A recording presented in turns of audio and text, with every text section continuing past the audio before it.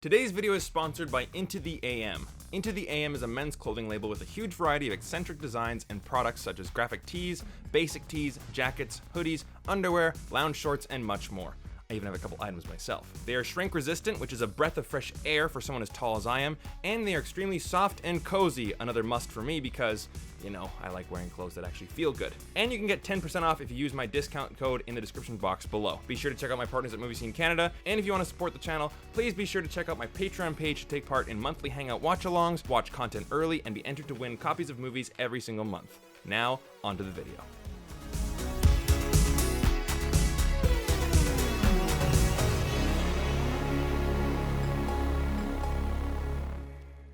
Hey guys, my name is Brandon, aka the BrandoCritic, and I was able to check out Lightyear a little bit early, here to give you my honest, no BS, non-spoiler review for Lightyear and tell you if it's worth the watch today. So, we have Disney's Pixar's Lightyear from Angus MacLane, and this is actually his directorial debut for a feature film. And it stars Chris Evans, not Tim Allen, Keke Palmer, James Brolin, and Taika Waititi. The man's in everything nowadays. And the story is that Buzz and Star Command are marooned on this planet because of a mistake that Buzz Lightyear made. Now it's up to Buzz and a group of misfits to fix his mistake and get everyone back home.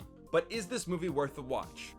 Sure, but I gotta be honest, it's not a glowing recommendation. Now, right off the bat, I will say that it's a cool idea. Having this as the movie that Andy saw when he was a kid and said to his mom, I want a Buzz Lightyear action figure. And it even starts off with that, with the text. It says, in 1995, a boy named Andy bought a Buzz Lightyear toy based on this movie. This is that movie. Cool idea, cool concept. And I'm thinking to myself, if this movie is successful, do we get a movie based on other Toy Story characters, other origin stories? I know Woody had a TV show. Maybe they had like a TV movie back in the 50s, have like a 50s Western kind of thing.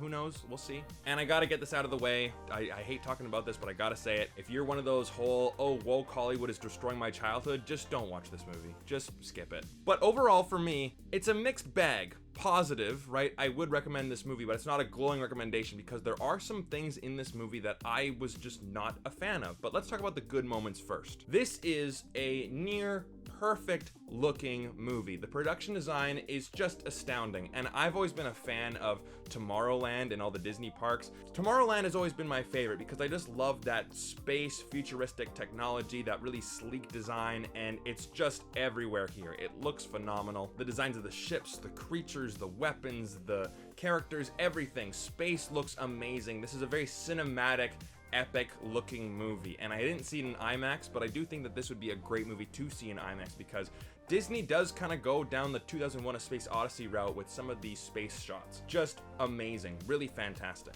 And the animation. Every single Disney animated movie that I've ever reviewed on this channel that have come out in theaters, I always say, and I sound like a broken record, and Pixar does this too, I'm like, how in the world can the animation get better? How in the world can they do it? Have they peaked? Like, it really does feel like they've peaked. One shot in this movie, and it's when Buzz is going into the atmosphere on his spaceship, and he's starting to sweat, and you see the pores on his face, and you're seeing the sweat drop down his face as well. And I'm thinking, that's real. It's real. I'm not watching an animated movie. I'm watching a live action movie here. It just looks so good. That shot really did impress me, and I do think that this is the best looking animated film maybe I've ever seen, honestly. So that's fantastic, and I gotta give major props to Chris Evans, because I remember when he was announced to play Buzz Lightyear, everyone's like, well, what happened to Tim Allen? People are talking about his political views or whatever the case may be. I don't really get into that. But Chris Evans, as soon as he started talking, stardate, mission log, sold. Immediately sold. He did a fantastic job in this movie. He was the perfect choice to play Buzz Lightyear. And this is a Pixar movie, so you're gonna get all those big Pixar tear-jerking moments, right? You're gonna have a lot of great messages, a lot of great themes, a lot of those montages with really emotional moments. And this movie, again, like every other Pixar movie, is just filled with just wonderful lessons that really make you think about your own life. And that's why Pixar, I still think, is at the top of the animation food chain, because not only do they make films that are enjoyable for kids to watch, but adults can also get really something out of it too. For example, asking for help doesn't make you weak. I feel like a lot of adults nowadays still don't really understand that. Even I'm having a hard time with that sometimes. Mistakes are inevitable. Perfection does not exist, and especially with the world of social media, seeing everybody's highlights, know that that's not perfection. Mistakes are bound to happen. We are all human beings. And the third, and this one really hit me. I was thinking about this a lot on the way home from the theater. what does it mean to matter? What does it mean to matter? And there's one line in this movie, and I will spoil it, but it doesn't really spoil the overall story or the overall plot. But there's a line where Buzz Lightyear is talking and he goes, you know what? I feel like everyone on this planet has been living a life except for us because he's been so busy trying to get everybody back home. Just really, really profound stuff. And that's what Pixar does really, really well, and Lightyear is no exception to that. But now comes the mixed bag stuff. The comedy. And yes, we have Socks the cat. And when I saw the trailers, I'm like, oh boy, this is going to be very annoying. I was not too impressed with this cat. However, when watching the movie, the cat was the funniest part of the movie, by far. And I'm thinking to myself, okay, if you need some comic relief in your movie, just have the cat. This cat is supposed to be this robot emotional support cat for Space Rangers, and he has a lot of funny lines, he has a lot of funny moments, very similar to when BB-8 did the whole thumbs up with the little lighter. A lot of cute moments like that. The cat was fantastic, but the team of misfits that Buzz goes on this mission with, they did win me over by the end. But oh my god, for the most part, they were very annoying. They were giving me a lot of Gargoyles and Hunchback of Notre Dame vibes. Taika Waititi is in it, and he plays Taika Waititi. He's kind of like that bumbling idiot always saying these funny lines because, haha, he's a Kiwi, he has a funny accent, right? So everything is funny, right? And then you have Dale Souls, who plays a convict who likes to blow things up, right? Very unorthodox. And then Keke Palmer plays that wide-eyed Space Ranger wannabe hero, but of course her grandmother was in the Space Ranger Corps, and she's very wide-eyed and she wants to try to live up to her family name. Now, they had some cute moments and they had some heartfelt moments as well, but for the most part, I found them to be rather cringeworthy and rather annoying because, oh, they're incompetent. That's the joke. I get it. And yet they keep pushing it and pushing it and pushing it and pushing it. So I wasn't a really big fan of that. And I'm thinking to myself as well, there aren't that many action sequences or really big spectacle moments in this movie. There's a few, but not very many. For the most part, Lightyear is a very silly movie. I'm fine with watching a space adventure film that's a bit more silly, but I'm thinking about it from this angle.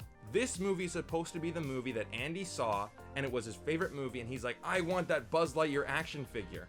But I'm thinking as like a 7 or 8 year old, and I'm thinking there aren't many moments in this movie for Buzz Lightyear to really shine like that for a kid to go, I want that action figure.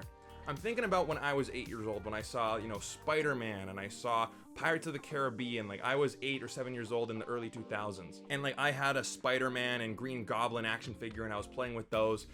And I'm thinking, there's nothing really in this movie where I'm like, I want to get one of those action figures. And now with this being the origin story of Buzz, there are many lines that Buzz Lightyear said in the original Toy Story movie that make their way into this movie. He says, blast it, and he does the whole star date, mission log, star command, come in. And of course you do hear him say, minor spoiler, but not today, Zurg. Right? Like, that's pretty cool stuff, but it's cool because we know Toy Story, but there aren't many moments in this movie where I'm like, yep, a kid watching that would want that as an action figure. And now, final tidbit, and it's a minor complaint, but this movie does kind of, I don't want to say ruin, but it does change some of the Toy Story lore. Now, it does work for the overall themes of this movie, but if you've seen the Buzz Lightyear TV shows and you've seen like that straight to VHS Buzz Lightyear movie, and you just know the Buzz Lightyear lore from the Toy Story movies, they don't exactly go together. Now, I won't spoil it because I'll be giving away the movie, but there are some rough patches when it comes to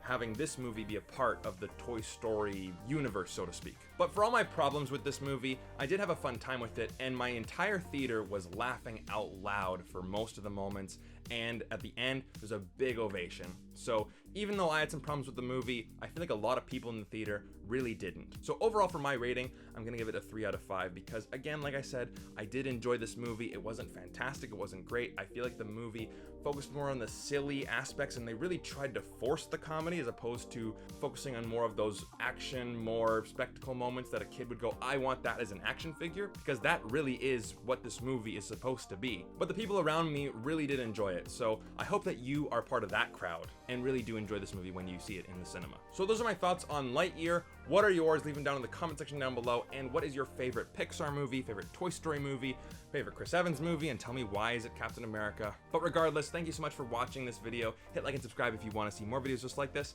and I will see you guys in the next video. To infinity.